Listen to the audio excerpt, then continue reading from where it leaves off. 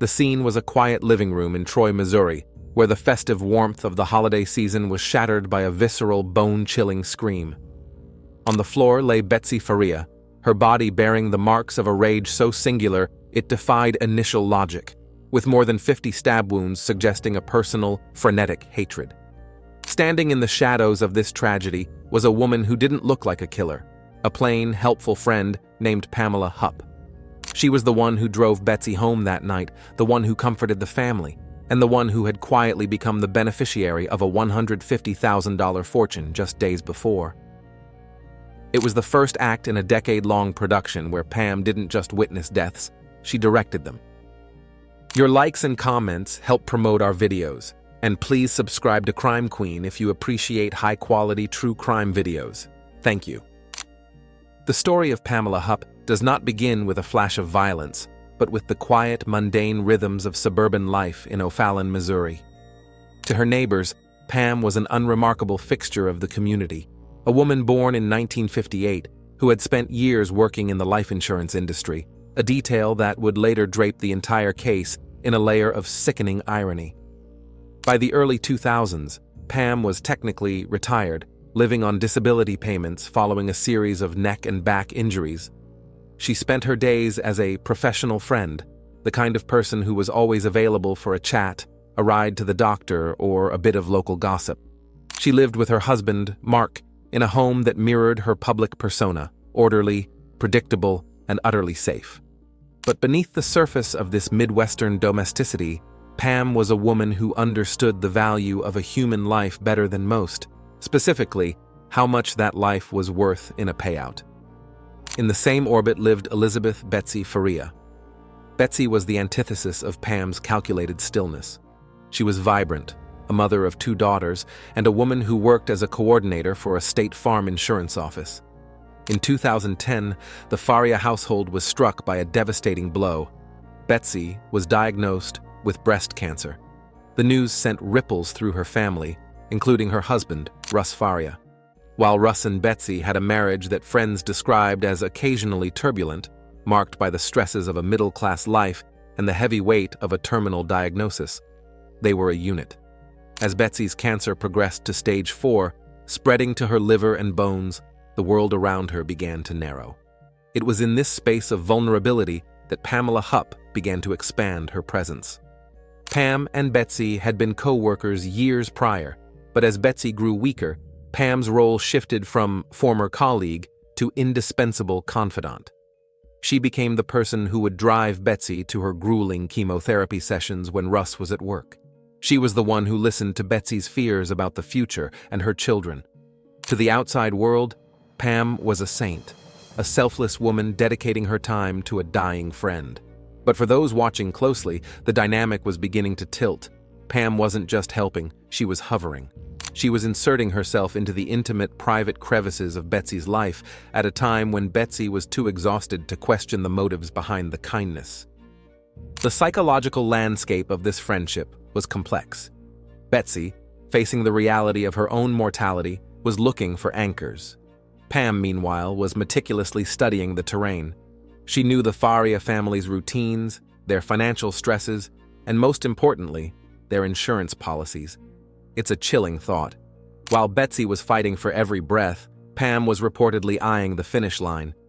The community saw a tragedy unfolding in the Faria home due to the cancer, but they were blind to the predator who had already made herself comfortable in the living room. To understand Pam, one has to look at her history of fabrications. She wasn't just a woman who told little white lies. She was an architect of reality. She often told grandiose stories about her past, her connections, and her wealth, creating a persona of a woman who was more successful and influential than she truly was. This pathological need for control and status would become the engine for the horrors to come. In the lead-up to December 2011, the bond between the two women reached a fever pitch.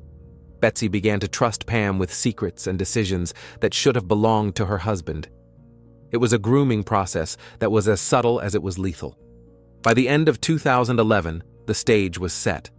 Betsy was frail, her body ravaged by the poison meant to save her, and her mind clouded by the fog of chronic pain and medication. She was the perfect victim for a woman who viewed human relationships as transactions. As the holiday season approached, the atmosphere in Troy, Missouri was cold and biting. But the coldest thing in the county was the plan forming in Pamela Hupp's mind, a plan that required Betsy Faria to die, not from the cancer in her blood, but from a rage that no one would see coming. The evolution of the relationship between Pamela Hupp and Betsy Faria was not a sudden explosion of friendship, but a slow, calculated encroachment. To understand how a suburban housewife could eventually be accused of such a monstrous betrayal, one must look at the mechanics of the friendship she built as a scaffold for her crimes. This wasn't a bond forged in the fires of shared history or deep emotional resonance. It was a parasitic connection where one party fed on the vulnerability of the other. Pam didn't just meet Betsy. She studied her, waited for her defenses to crumble, and then stepped into the void left by a terminal illness. The two women had originally met while working together at State Farm. In that corporate environment, Pam was seen as a competent, if somewhat intense, worker. Betsy, on the other hand, was the heart of the office, well-liked, compassionate, and full of life. When their professional paths diverged, the contact between them thinned to the occasional social media update or holiday greeting. However, when the news of Betsy's stage 4 breast cancer diagnosis began to circulate in 2010, Pam didn't just send a get-well card. She re-entered Betsy's life with a level of intensity that, in hindsight, should have been a warning signal. As 2011 progressed, Betsy's health took a sharp turn for the worse. The cancer had migrated to her liver and bones, and the aggressive chemotherapy treatments left her perpetually exhausted, nauseated, and mentally foggy, a condition often referred to as chemo brain. During this time, Pam Hupp transformed into a constant shadow. She began appearing at the Faria house more frequently, offering to take Betsy to her appointments at the Alvin J. Siteman Cancer Center. For Russ Faria, who was juggling a full-time job and the emotional weight of his wife's impending death, Pam's assistance seemed like a godsend. He saw a woman who was willing to sit through the long, grueling hours of infusion while he earned the money to keep their household afloat. He didn't realize that every hour Pam spent with Betsy was an hour spent isolating her. The dynamic between the two women became increasingly exclusive. Pam began to position herself as the only person who truly understood what Betsy was going through. She would subtly undermine Betsy's other support systems, planting seeds of doubt about whether her family was truly capable of handling the burden of her care. This is a classic tactic used by predators: isolation through feigned empathy. By making Betsy feel that her husband and daughters were overwhelmed, Pam made herself appear as the only stable anchor in a storm of chaos. The most critical and sinister turning point in this relationship occurred on December 23, 2011, just 4 days before Betsy would be found dead. On that day, Pam Hupp drove Betsy to a local library in Winghaven, Missouri. It wasn't for a book club or a community event. It was to facilitate a change in Betsy's $150,000 State Farm life insurance policy. For years, Russ Faria had been the sole beneficiary, intended to use the funds to pay off the mortgage and provide for their 2 daughters after Betsy passed. But inside that library, with Pam standing over her, a frail and confused Betsy signed a document that removed her husband from the policy and named Pamela Hupp as the primary beneficiary. The rationale Pam reportedly provided to Betsy for this change was a masterpiece of manipulation. She allegedly told Betsy that Russ was bad with money and would likely squander the insurance payout, leaving their daughters with nothing. Pam, with her background in the insurance industry, presented herself as a trustworthy steward. She promised Betsy that she would put the $150,000 into a trust for the girls, ensuring their future was secure. To a mother facing her own death, the fear that her children might suffer was a powerful lever. Pam pulled it with professional precision. When the library staff witnessed the signing, some later recalled that Betsy seemed off, tired, perhaps a bit out of it. But Pam was there to smooth over any awkwardness, playing the role of the protective, organized friend. With a single signature, Pam Hupp had essentially placed a $150,000 bounty on Betsy's head. The friendship had reached its final stage. The transaction was complete. In the days following the policy change, Pam's behavior became even more erratic and controlling. She was frequently on the phone with Betsy, checking in, ensuring she knew exactly where Russ was at any given moment. She was mapping out the domestic schedule of the Faria household with the obsession of a military strategist. She knew Russ had a regular game night with friends every Tuesday, a detail that provided the perfect window of opportunity. The psychological grip Pam had on Betsy was so strong that Betsy didn't even tell Russ about the insurance change. She kept it a secret, likely fearing the conflict it would cause, or perhaps already so deep under Pam's influence that she believed she was doing the right thing for her children. The betrayal was multi-layered. Pam was not just stealing money, she was stealing Betsy's trust, her relationship with her husband, and eventually her very life. Friends and family members would later look back on the Christmas of 2011 with a sense of profound unease. They noticed that Betsy seemed distant, and Pam was never far away. The helpful friend had become a gatekeeper. If someone wanted to talk to Betsy, they often had to go through Pam. The transformation was nearly complete.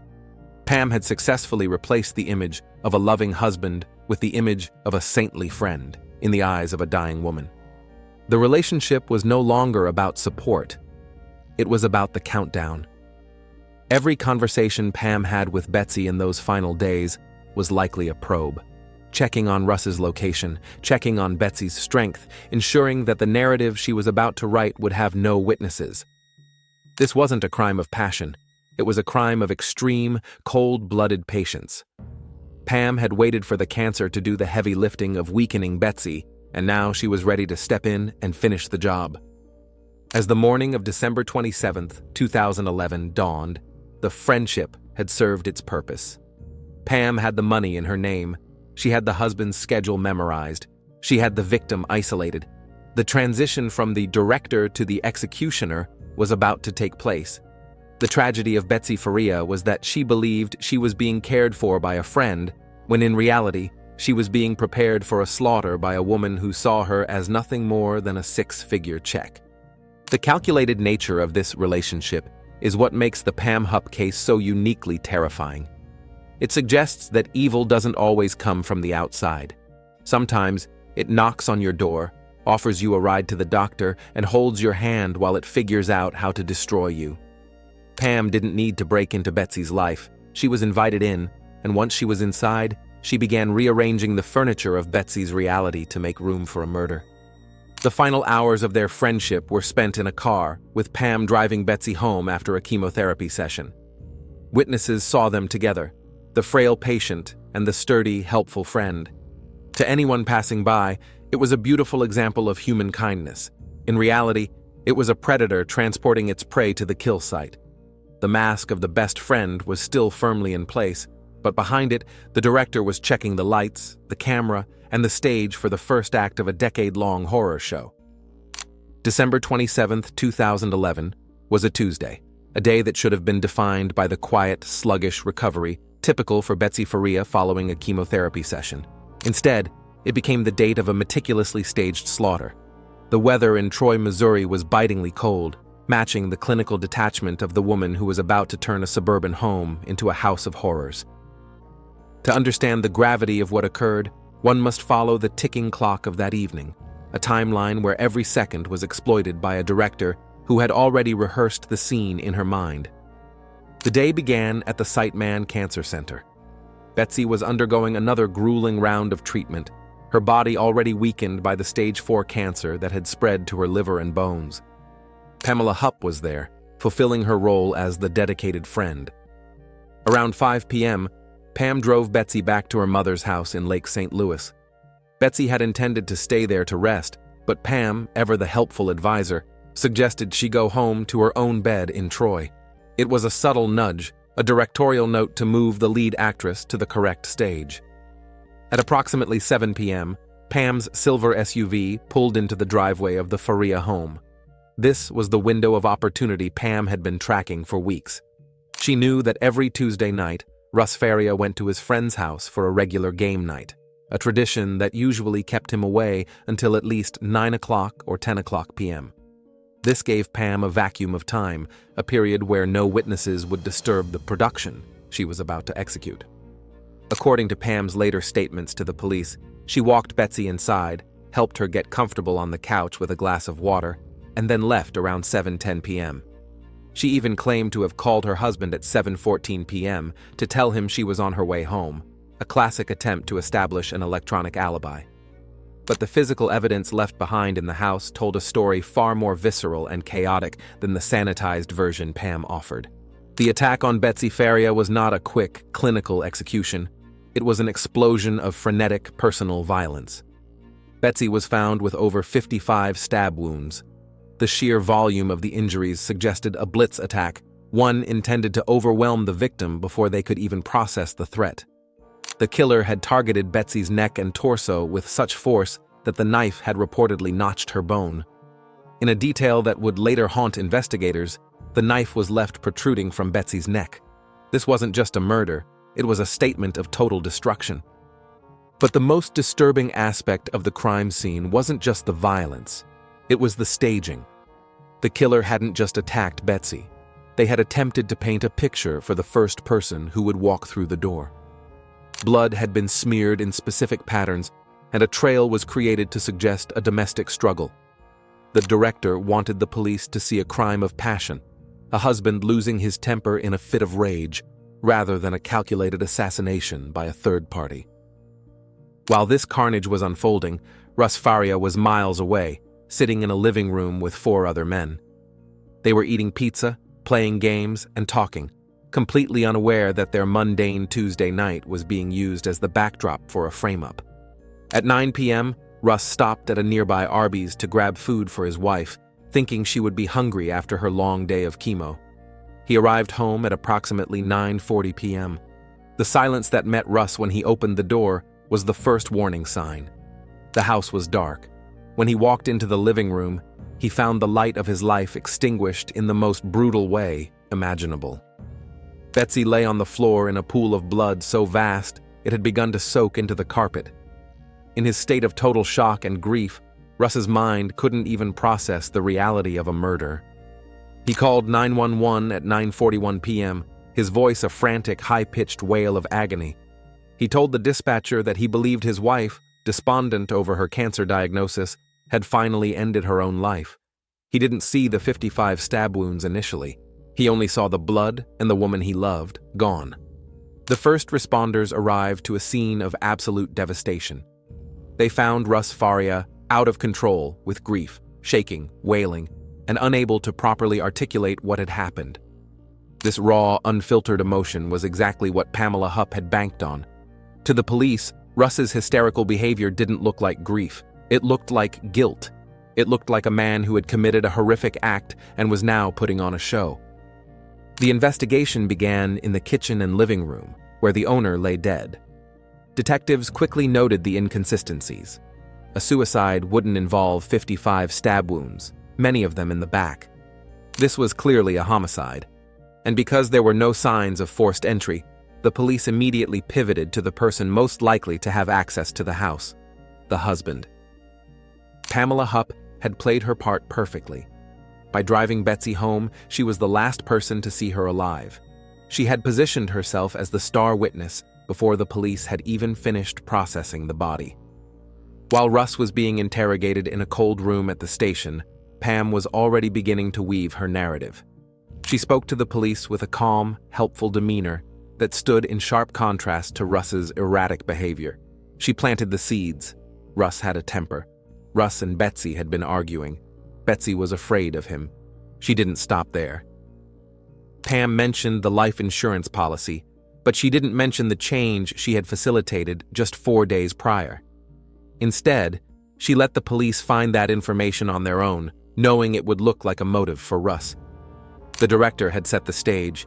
The actors had performed their roles, some willingly, like Pam, and some unknowingly, like Russ, and the incident was now being framed through the lens of a domestic tragedy.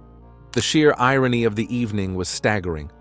Russ Faria had spent his night surrounded by witnesses who could vouch for his every move, yet he was the one in handcuffs. Pamela Hupp had spent her night alone, with no one to verify her location during the critical window of the murder, yet she was the one being comforted by the authorities. The physical evidence, The lack of blood on Russ's clothes, the mismatched timelines, was ignored in favor of the story that Pam had provided. The incident of December 27th was the climax of Pam's first act.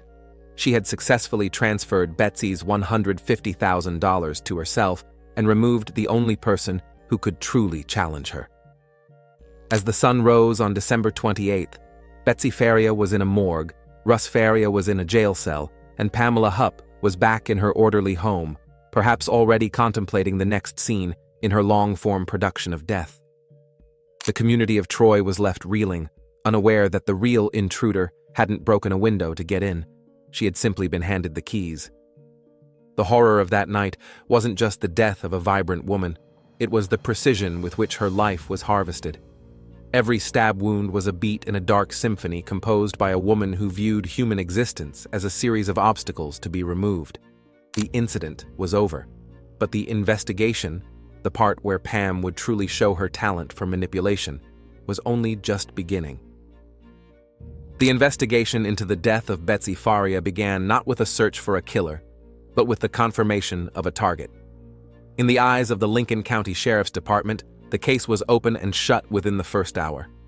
Russ Faria's 911 call, characterized by gut-wrenching screams and his initial confused belief that his wife had died by suicide, was interpreted not as the shock of a grieving husband, but as a poorly acted performance. This phenomenon, often called investigative tunnel vision, became the primary tool Pamela Hupp used to direct the police away from herself and toward her chosen scapegoat. While Russ was being held in an interrogation room, still dressed in the clothes he had worn to his game night, the detectives began their work at the scene. The house at 130 Sumac Drive was a tableau of violence that seemed to scream for a simple explanation. Despite the fact that Russ had 4 solid alibi witnesses, men who had been with him miles away until just before he placed that call, the authorities were focused on the raw, physical reality of the blood. They ignored the lack of blood on Russ's person and the fact that he had no injuries consistent with a struggle. They were looking for a monster, and Pam Hupp was more than happy to provide the description. Enter the star witness. Within 24 hours of the murder, Pamela Hupp was sitting across from investigators, playing the part of the grieving best friend. Her demeanor was the perfect foil to Russ's hysteria. She was calm, cooperative, and seemingly helpful to a fault. She didn't just answer questions, she offered context. She told the detectives that Betsy had been afraid of Russ, painting a picture of a domestic life filled with tension and unspoken threats. She claimed that Russ had a dark side and a short fuse, utilizing the classic red herring of character assassination to distract from the forensic gaps in the case. The most effective weapon in Pam's arsenal was the $150,000 life insurance policy. In a masterful stroke of misdirection, she didn't bring up the policy herself immediately. She waited for the investigators to discover it, knowing that the change in beneficiary just 4 days before the murder would look like a desperate move by a husband who knew his wife was leaving him. When the police inevitably questioned her about it, she played the reluctant recipient. She claimed that Betsy had insisted on the change because she didn't trust Russ with the money, telling the police that she intended to put every cent into a trust for Betsy's daughters. It was a lie that served 2 purposes. It gave the police a financial motive for Russ, and it cast Pam as a selfless guardian. The investigation quickly became a series of missed opportunities and ignored evidence. The police found a pair of Russ's slippers in the bedroom that appeared to have trace amounts of blood on them, and they used this as the smoking gun. They didn't consider that in a house where his wife had just been brutally murdered, trace amounts of blood could have been transferred in a dozen different ways. Furthermore, a laptop was found in the Faria home that contained a document, seemingly written by Betsy, detailing her fears of her husband. Later, forensics would suggest this document was created after Betsy was already dead, or at least under highly suspicious circumstances.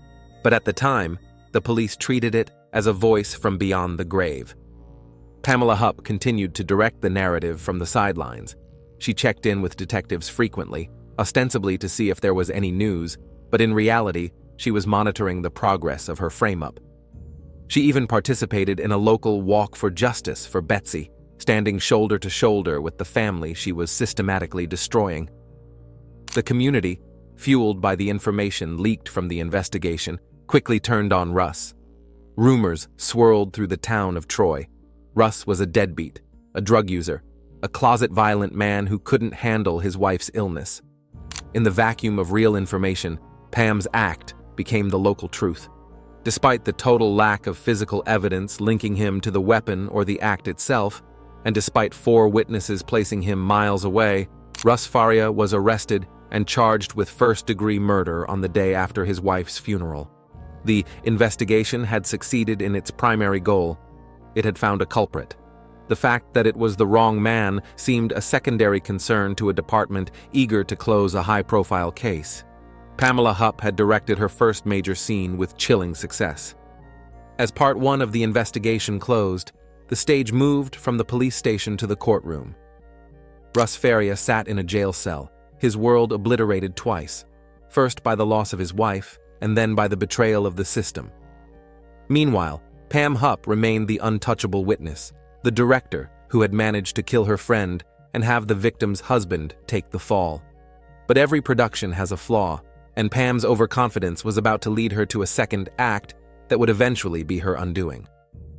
The conviction of Russ Faria in November 2013 was supposed to be the final curtain call for the director of Troy, Missouri. Following a trial where the prosecution leaned heavily on the emotional narrative provided by Pamela Hupp rather than forensic certainty, Russ was sentenced to life in prison without the possibility of parole. For Pam, the plan had executed perfectly. She had the $150,000 in her possession, and her primary antagonist was locked behind bars for life. But real-life sequels are rarely as tidy as the original production, and the cracks in Pam's narrative began to widen under the persistent pressure of a legal defense that refused to accept a scripted lie as truth. The pivot in this investigation began with a change in the legal landscape. Joel Schwartz, Russ's defense attorney, never stopped pulling at the threads of Pam's testimony. During the initial trial, the defense had been barred from presenting evidence that suggested Pamela Hupp had a motive to kill Betsy Faria, specifically the $150,000 life insurance policy she had claimed would go to Betsy's daughters. However, in 2015, an appellate court ruled that the exclusion of this evidence was a significant error. Russ was granted a new trial, and this time, the director would find herself under a spotlight she couldn't control. The retrial in November 2015 was a disaster for the prosecution and a masterclass in uncovering manipulation. Schwartz presented the evidence that had been silenced. The change in the life insurance policy 4 days before the murder, the fact that Pam had lied about putting the money in a trust, and the cell phone data that placed Pam near the Faria home during the window of the murder despite her claims of being elsewhere. The jury deliberated for a mere 8 hours before returning a verdict of not guilty. Russ Faria was a free man, but the investigation was far from over. It was merely shifting its focus toward the woman who had been the star witness. As the suspicion intensified, Pamela Hupp realized she needed a new act, a dramatic, high-stakes plot twist that would redirect the eyes of the law back toward Russ Faria and reaffirm her status as a victim. She needed a new intruder, a new attack, and a new corpse to prove that Russ was still a threat. In August 2016, 5 years after Betsy's death, Pam began scouting for her next actor. She reportedly drove through St. Charles County, approaching strangers with a bizarre proposition. She claimed to be a producer for the television show Dateline and offered people $1,000 to reenact a 911 call. Most people turned her down, sensing the jagged edges of her desperation. But then she found Louis Gumpenberger. Louis was a 33-year-old man who had suffered severe brain damage and physical disabilities following a car accident years prior. He was vulnerable, easily confused, and physically incapable of the intruder role Pam had scripted for him. On August 16, 2016, Pam lured Louis to her home in O'Fallon. What happened next was a cold-blooded execution staged to look like self-defense. Pam called 911, screaming that a man had broken into her house to kidnap her. While on the phone with the dispatcher, she fired multiple rounds into Louis Gumpenberger, killing him instantly. The director had her scene. a dead man in her hallway, a kidnapping note in his pocket, and a harrowing 911 recording. The note instructed Louis to kidnap Pam and get the insurance money, explicitly mentioning Russ Faria. It was a ham-fisted attempt to frame Russ once again, suggesting he had hired Louis to finish the job he started years ago. But the police in O'Fallon were not the police in Lincoln County. They didn't have tunnel vision. They had a crime scene that made no sense. The evidence against Pam in the Gumpenberger shooting was overwhelming and immediate. Louis's physical disabilities meant he couldn't have performed the high-octane home invasion Pam described. Furthermore, a search of Pam's car revealed a $100 bill that matched the serial numbers of bills found in Louis's pocket, the payment for his role in her fake Dateline reenactment. Most damningly, cell phone tower data showed that Pam had been near Louis's home just moments before the shooting, effectively proving she had picked him up and brought him to her house to be slaughtered. The investigation into Louis's death acted as a skeleton key, finally unlocking the truth about what had happened to Betsy Faria. The methods were identical: the staging, the financial motive, the manipulation of the narrative, and the attempt to use the police as a weapon against her enemies. The O'Fallon detectives realized that Pam hadn't just defended herself. She had hunted a vulnerable man to use as a human prop in her legal defense. While Pam was being processed for the murder of Louis Gumpenberger, the Lincoln County Prosecutor's Office was forced to reckon with the ghost of the Betsy Faria case. The similarities were too glaring to ignore. Both cases involved notes or documents that conveniently pointed toward a specific suspect. Both involved Pam being the sole witness to a violent event, and both were driven by a pathological need to control the outcome of a financial or legal situation. The second part of the investigation was a race against time and Pam's own fading health, as she attempted to take her own life while in custody with a ballpoint pen. The director was losing control of her set. The community that had once viewed her as a saintly, helpful neighbor now saw a predator who didn't care about the collateral damage of her greed. The trial for the murder of Louis Gumpenberger would not be the typical courtroom drama Pam expected. It would be the final unraveling of a decade of lies. In 2019, faced with the overwhelming forensic evidence and the looming threat of the death penalty, Pamela Hupp entered an Alford plea, a legal maneuver where she maintained her innocence but acknowledged the state had enough evidence to convict her for the murder of Louis Gumpenberger. She was sentenced to life in prison without the possibility of parole. But for the family of Betsy Faria and the exonerated Russ Faria, the story wasn't finished. The director still hadn't officially answered for her first act. In July 2021, a decade after the brutal attack in Troy, Missouri, Pamela Hupp was finally charged with the first-degree murder of Betsy Faria.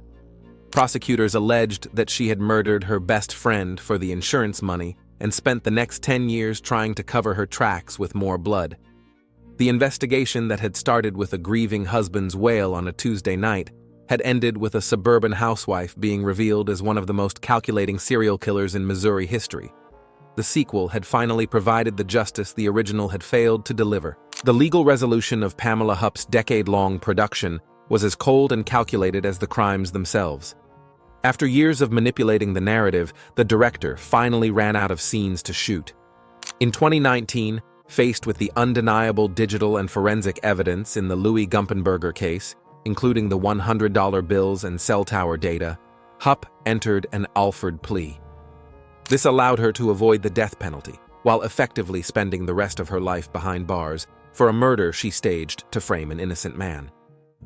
However, the true resolution came in July 2021, when prosecutors finally charged her with the first-degree murder of Betsy Faria. The trial brought the full scope of her betrayal to light: the insurance policy she stole and the friend she slaughtered. For Russ Faria, who had already spent years in prison for a crime he didn't commit, the trial was the final step in a grueling journey toward total exoneration. The court's verdict and subsequent life sentences ensured that Pamela Hupp's only remaining audience would be the walls of a maximum security prison. The case of Pamela Hupp remains a harrowing reminder that the most dangerous predators don't always hide in the shadows. Sometimes they sit beside us, offering a ride or a hand to hold. She transformed the lives of those around her into a tragic script fueled by a sociopathic greed that saw people as nothing more than obstacles or paychecks. While Betsy Faria's name is now synonymous with a hard-won fight for justice, Pam's legacy is one of cold-blooded manipulation. In the end, the director was unmasked, leaving behind a story where the truth, though delayed, finally took center stage. Like this story if you found it interesting, and subscribe to the channel. I look forward to reading your thoughts on this case in the comments below.